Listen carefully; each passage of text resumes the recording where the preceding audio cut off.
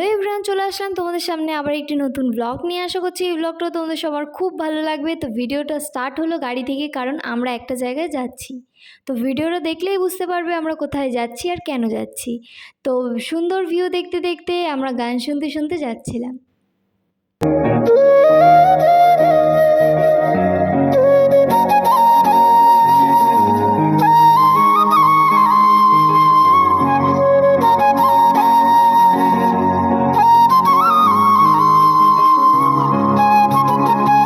আমাদের যেখানে যাওয়ার আমরা সেখানে পৌঁছে গেছি, আর দেখতেই পাচ্ছ আমি গাড়ি থেকে নেমে খাওয়ার ওখানে গিয়ে কি শয়তানিটা করছি। তো সবাই আমরা বসে পড়েছি খাওয়ার ওখানে। তারপরে ভাবলাম খাওয়ার আগে অন্য কিছু একটা অর্ডার দেওয়া যাক, স্ন্যাক্স টাইপের। সো আমরা সেখানে চিকেন পকোড়া আর একটা ডিমের কিছু অর্ডার দিয়েছিলাম, দুটোই খেতে দারুণ ছিল।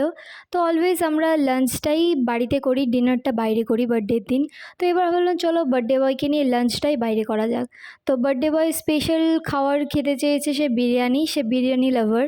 তো বিরিয়ানি খেতে চেয়েছে, তার জন্য বিরিয়ানি, আর আমরা সবাই মাটন, নান, তড়কা এসব খেয়েছি। আর দেখতেই পাচ্ছ আমরা দুজনে কি শয়তানি করছিলাম বসে বসে। আর এদিকে বাইরের ভিউটাও দারুণ লাগছে।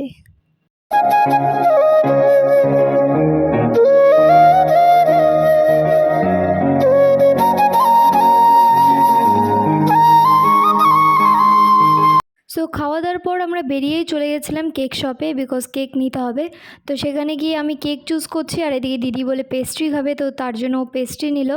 তারপরে আমরা কেক নিয়ে চলে গেলাম গাড়িতে উঠে আমি একটা ডোনাটস নিয়েছিলাম, আমি আর ভাই।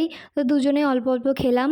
তারপরে আবার সেই সুন্দর গান শুনতে শুনতে একদম রিল্যাক্স হয়ে বাড়ির দিকে রওনা দিয়ে দিলাম আমরা। বাড়িতে এসে আবার ফ্রেশ হয়ে চলে গেছিলাম মামা বাড়িতে, যেহেতু কেক কাটিং হবে।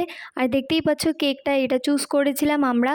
তারপরে একটু ডেকোরেট করে দিলাম, আর বার্থডে বয় একদম রেডি হয়ে বসে পড়েছে কেক কাটিংয়ের জন্য।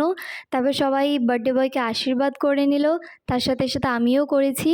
তারপরে এইভাবেই দিনটা কাটলো। আবার নতুন একটা ভিডিও নিয়ে খুব তাড়াতাড়ি আসবো। টাটা।